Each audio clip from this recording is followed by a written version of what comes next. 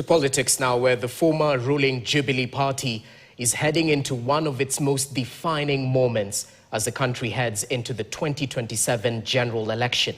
A special National Delegates Council is scheduled for later this month amid sharp divisions over alleged plans by party leader Uhuru Kenyatta to hand over the party to former Cabinet Secretary Dr. Fred Matiangi. One faction insists that the handover is imminent, while another warns it would be political suicide. So which way Jubilee Party? Grace Nganga interrogates.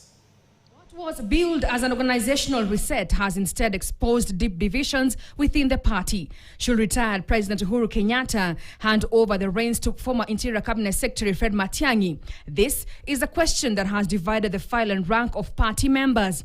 Two factions are pulling in different directions. One insists that Uhuru is preparing to cede leadership to Matiangi, thereby positioning him as Jubilee's presidential flag bearer in 2027.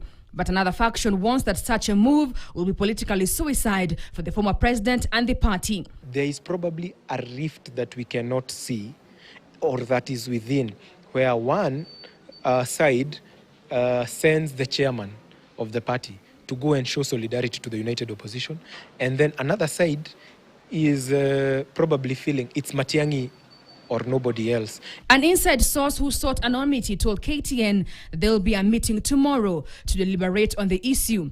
A statement that was denied by another faction who said Matiangi will be given a senior role short of party leader. The debate reflects Jubilee's identity crisis. Once a ruling party, Jubilee has been adrift since 2022, overshadowed by the rise of UDA and weakened by defections.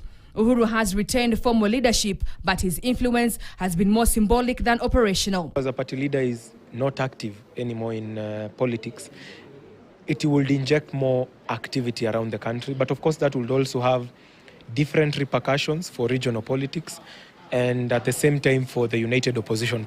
The NDC, scheduled for 26th of this month, is a far serious attempt to reposition Jubilee ahead of 2027, and the question of Matiangi's place within it has become the focal point. For Uhuru, a dilemma is stuck.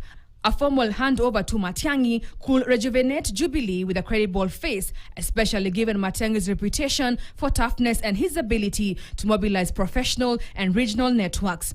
It will also simplify internal organization, creating a clear hierarchy and energizing supporters eager for direction. We could see them even shifting dates for this NDC until they agree on the right formula, which will make sure that they retain their Mount Kenya influence and at the same time make Matiangi a popular or leader or a leader of that party.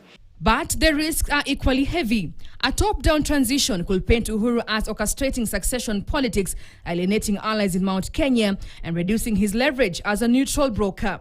For Matiangi, the stakes are no less daunting. Jubilee offers him an existing party structure and a recognized brand, but attaching himself too tightly to Uhuru risks reinforcing critics' narratives that he is merely a political project. Matiangi takes over. Of course, I expect more rift now within the united opposition, and I expect also a drop in popularity in the Mount Kenya region. His challenge will be to balance the support of Jubilee's machinery with the perception of independent strength.